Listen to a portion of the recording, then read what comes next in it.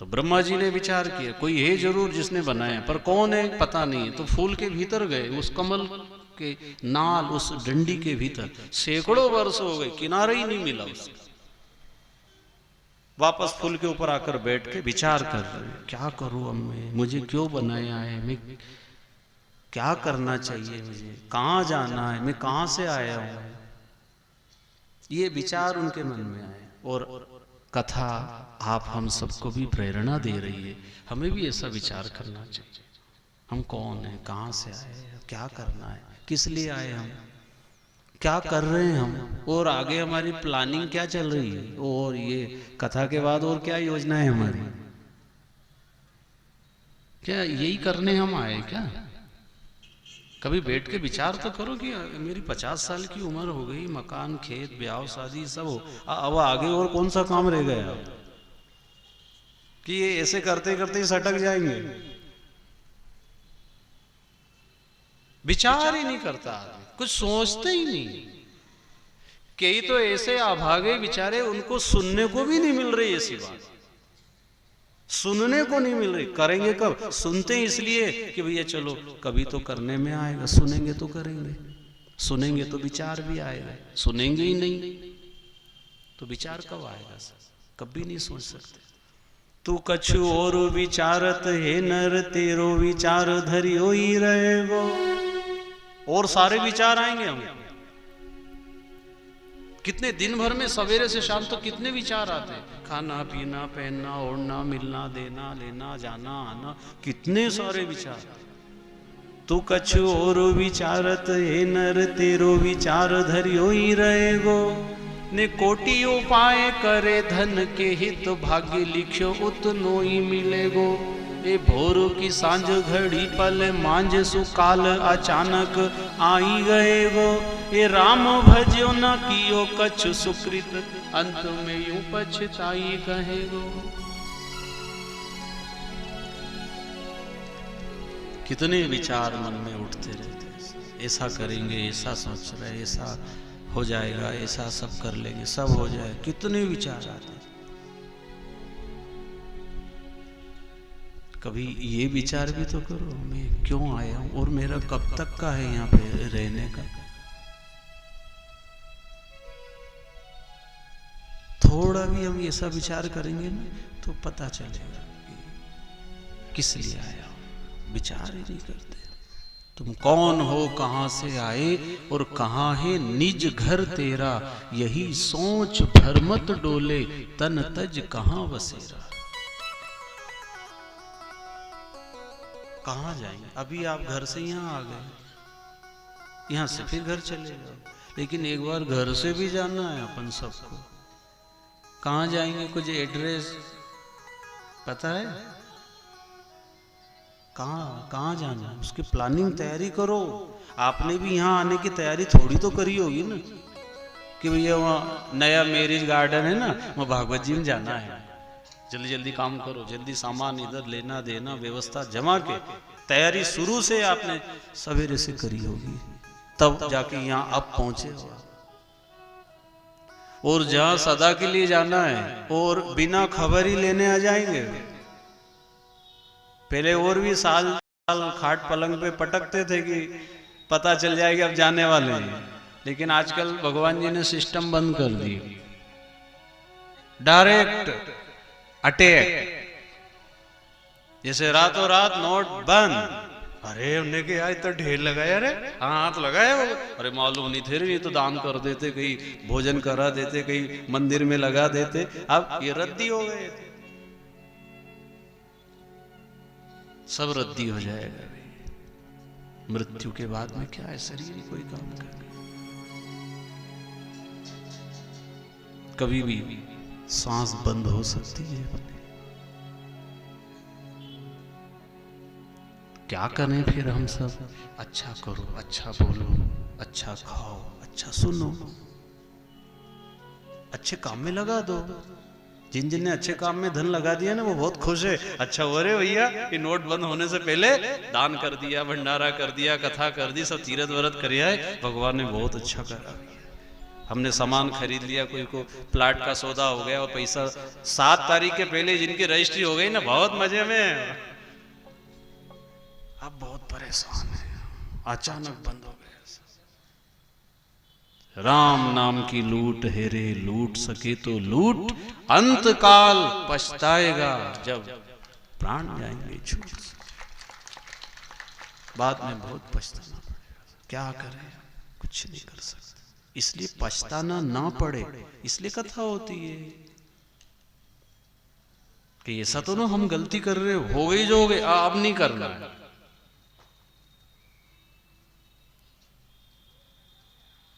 तो ब्रह्मा जी विचार कर रहे हैं, मुझे क्यों बनाया, क्या करूं मैं। तो जल के अंदर से आवाज आई, जलवाणी, तपहा तपहा तपहा, तप करो। तपस्या से समझ में आएगा। तपस्या किसको कहते हैं? धर्म के लिए, समाज के लिए, अपनी आत्मा के लिए जब हम कुछ करते हैं और फिर कष्ट जो हो रहा है उसको सहन करना, इसको तपस्या बोलते हैं। जैसे पैदल नर्मदा नहाने जा रहे हो, अच्छा है पैदल जा रहे हो तो कष्ट तो हो रहा है शरीर को, लेकिन आपका उद्देश्य क्या है? अगर अपनी आत्मा के लिए, धर्म के लिए, भगवान के लिए, मोक्ष के लिए, तपस्या हो जाएगी। आपने लोकल की कोई वस्तु के लिए किया है तो वो तपस्या नहीं मानी। तुमने नश्वर को पाया, ईश्वर को पाने के लिए कहाँ किया? जैसे रावण ने भी तपस्या की, हिरण्यकश्यप ने भी तपस्या की, भगवान को कहाँ पाया उसने? मोक्ष के लिए कहाँ भगवान से की? नश्वर को पाया वरदान पाके, ईश्वर को अलग हटा दिया। और हिरण्यकश्यप को 5 साल का ही बेटा वो कह रहा है ईश्वर है। और वो हिरण्यकश्यप को इतना तप, साधना, उपासना करने के बाद भी क्या कह रहा है? ईश्वर है ही नहीं, मोक्ष है ही नहीं, परलोक है ही नहीं। क्या फायदा इसी तपस्या से? राजा परीक्षित को भी कहा, राजन तुम क्या चाहते हो? अभिष्ट प्राप्ति, धन चाहते हो, राजपाट चाहते हो, संसार का सुख भोगना है, अमर होना चाहते हो? तो देवता लोग अमृत का घड़ा लेके आए थे, लेकिन परीक्षित जी ने क्या कहा? नहीं, मुझे अमर भी नहीं होना, संसार के सुख नहीं भोगना, मुझे धन संपदा भी नहीं चाहिए।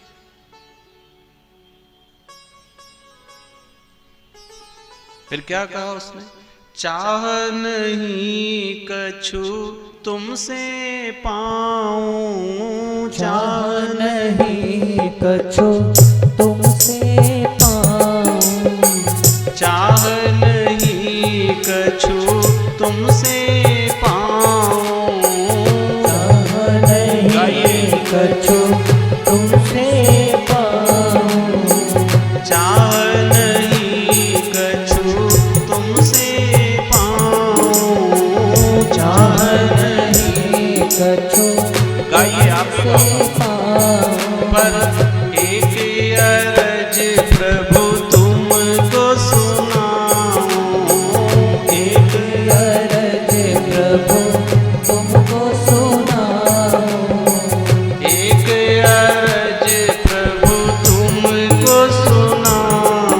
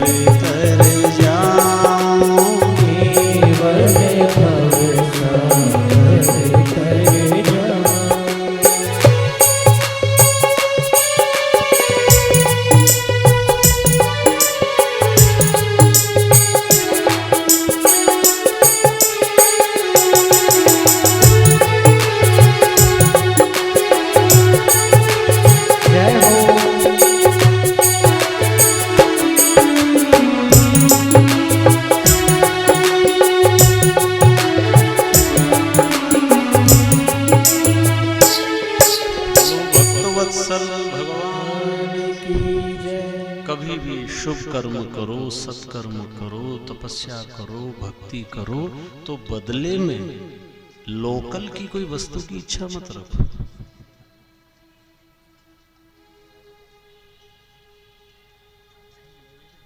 मिल भी गया तो भी पूर्ति नहीं होना है ना इससे। अभी तक कहाँ होगी बताओ, आप अपनी अपनी जांच करो गहराई में बैठ के। वो ऊपर से तो बोल दे यहाँ मुझे सब हो गए, भीतर से अभी भी कुछ इच्छा है, चाह है। और संत क्या कह रहे, चाह न कर चिंता न कर, ये चिंता ही बड़ी दुष्ट है। तू श्रेष्ठ से भी श्रेष्ठ है, पर चाह करके भ्रष्ट है। बस चाह, इच्छा जितना हो सके कम करो, सुखी हो जाए। हमारी इच्छा पूरी नहीं हो रही इसलिए हम दुखी। और ये नश्वर की चाह के कारण ईश्वर साइड में पड़ा हुआ है, तो इधर पूर्ति हो नहीं रही हमें। इसलिए परीक्षित जी ने साफ इनकार कर दिया, मुझे ये सब नहीं चाहिए। अमृत देवता लाए होंगे, मुझे नहीं पीना, मुझे तो भगवान कैसे मिले, आत्मा का कल्याण कैसे हो। तो फिर राजा भागवत कथा ध्यान से सुनो। तुम्हें जब ये लोकल संसार की कोई चीज नहीं चाहिए ना, हाँ तो फिर बैठ जाओ। अब कोई कह सकता है भाई हमें तो यहाँ मकान, बेटा, संसार का सुख भी चाहिए। हाँ तो उसके लिए आप पुरुषार्थ करिए, प्रयत्न करते रहो। ईश्वर देता है तो ठीक, ना दे तो दुखी भी मत हो, शायद इसी में मेरा भला होगा। आप चाहते हो तो करो, प्रयत्न करो, पुरुषार्थ करो, मेहनत करो। फिर भी ना मिले तो दुखी नहीं हो, शायद इसी में मेरा भला है, क्योंकि मेरे से ज्यादा भगवान जानते हैं मेरा हित किसमें है। ऐसा मान कर हर परिस्थिति में खुश रहो। धर्म का कार्य करते हुए कष्ट सहन करना, ईमानदारी पूर्वक जीवन जीते हुए अगर कोई तकलीफ, परेशानी, मुसीबत आए तो सहन कर लो, परिणाम अच्छा आएगा। और परिणाम को ही ध्यान में रखना चाहिए। तो ब्रह्मा जी ने तपस्या की, भगवान नारायण सामने प्रकट हो गए। तपस्या से समस्या मिटती है। आप 2-3 घंटे यहां बैठ रहे हो, ये तपस्या ही है आपकी। कैसे आए आप, कैसा काम आगे पीछे किया, ये आप ही जानते हो। तो यहां तक पहुंचने में जो आपको कष्ट, काम आगे पीछे, और किसी की 1-2 सुनी भी हुई, हाँ चिल्लाने दो इनको, हम तो जाएंगे भाग। ये आपकी तपस्या बन जाए, क्योंकि भगवान के लिए आपने वो सब सहन किया है। तो धीरे धीरे ये तपस्या जब बढ़ती जाएगी, वो समस्या घटती जाएगी। करते रहो। तो ब्रह्मा जी ने तपस्या की, भगवान नारायण सामने आ गए। भगवान जी ने कहा, भाई मैंने तुम्हें बनाया, अब तुम दुनिया बनाओ। कैसे बनाओ? बोले तपस्या से सब कुछ होगा, मेरा सामर्थ्य तुम्हारे भीतर आ जाएगा। भगवान का नामस्मरण से, धर्म का आचरण करने से, सदाचार का पालन करने से हमारे भीतर दिव्यता आ जाती है, विशेष गुण आ जाता है, विशेष बुद्धि आ जाती है, विवेक जागृत होता हमारे भीतर।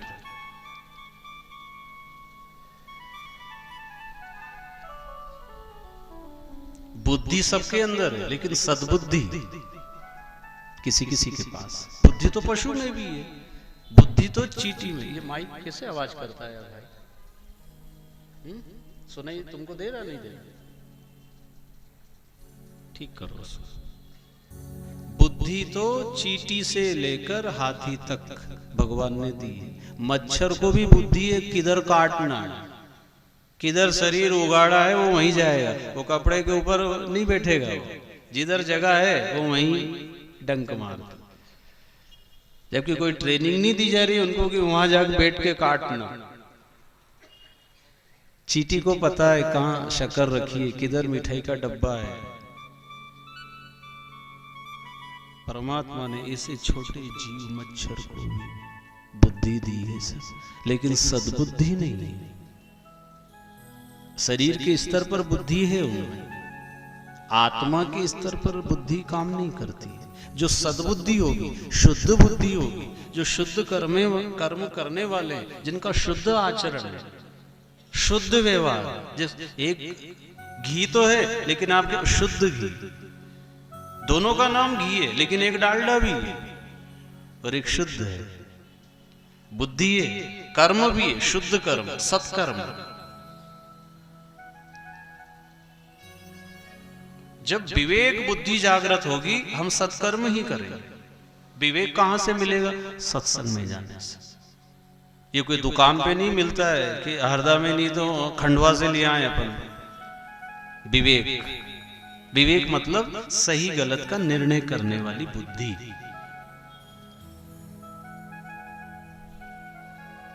जैसे अंधेरा है, प्रकाश से अंधेरा मिटता, ऐसा आपके जीवन में अगर कोई दुख है, हाँ, तो विवेक अगर आ गया है तो दुख मिट जाएगा। बाकी और कोई ताकत नहीं जो आपको सुखी कर दे। और ये विवेक कहां से मिलेगा?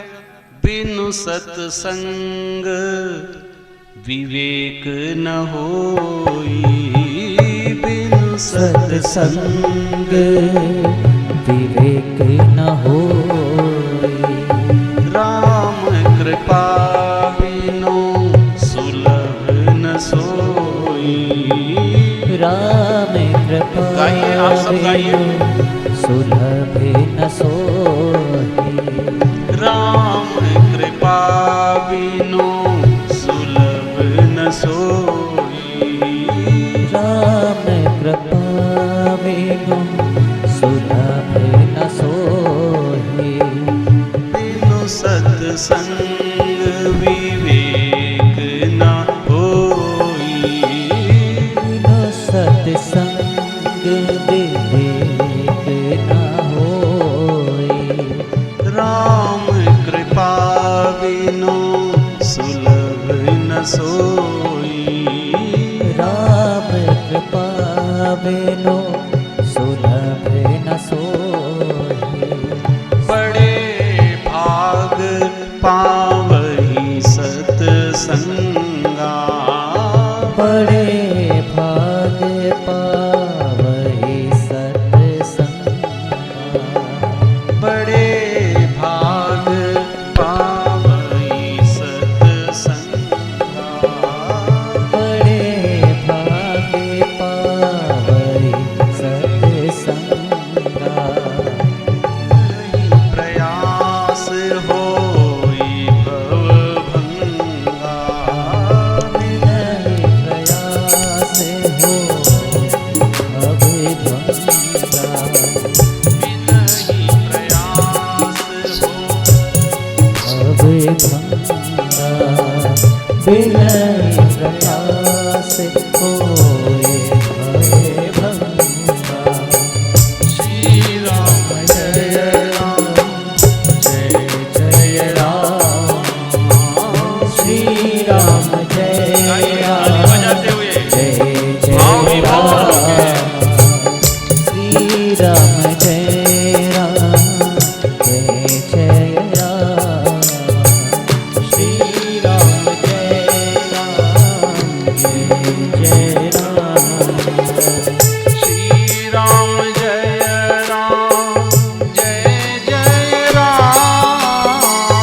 श्री राम जय राम, जय जय राम। श्री राम जय राम, जय जय राम। श्री राम जय राम, जय जय राम। श्री राम जय राम, जय जय राम। श्री राम जय राम, जय जय राम। श्री राम जय राम, जय जय राम। श्री राम जय राम, जय जय राम। श्री राम जय राम, जय जय राम। श्री राम जय राम, जय जय राम।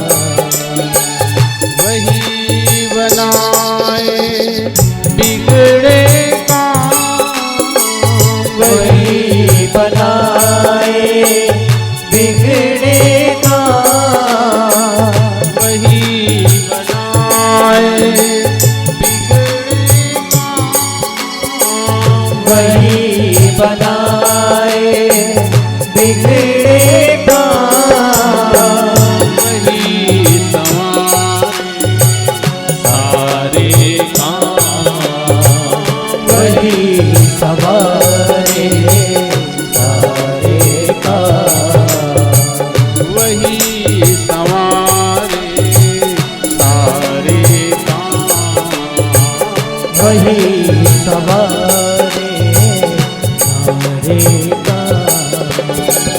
जपो निरंतर आठों याम, जपो निरंतर आठों याम। जपो निरंतर आठों याम, जपो निरंतर आठों याम। झूठी दुनिया से क्या काम, झूठी दुनिया से क्या काम।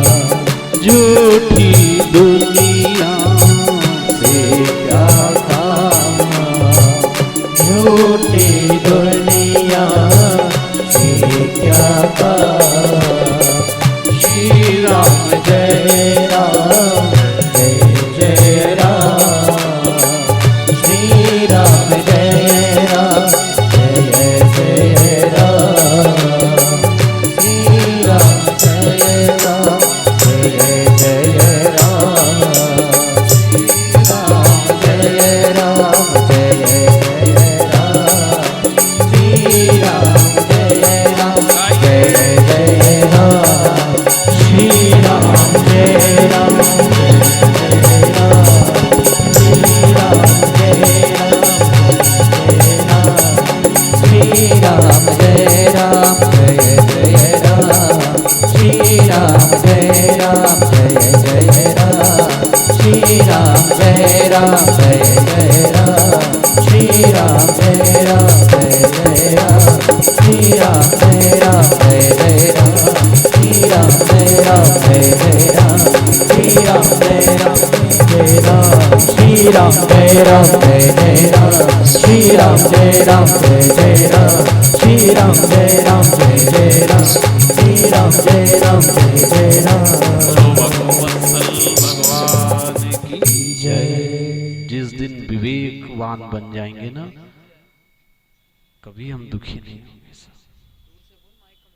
और ये सत्संग में ही मिलता है विवेक बुद्धि। सम्राट परीक्षित जी को सुखदेव ने समझा रहे हैं, राजन जिस दिन मनुष्य के जीवन में सत्संग मिलता है, भाग्यशाली है। अभी तत्काल में कुछ एहसास नहीं होता है हमको, क्या मिला कथा, बहुत बार कथा सुनी हम।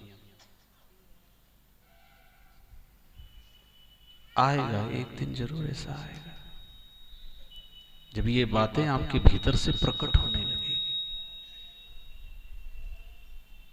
बेकार नहीं जाएगा।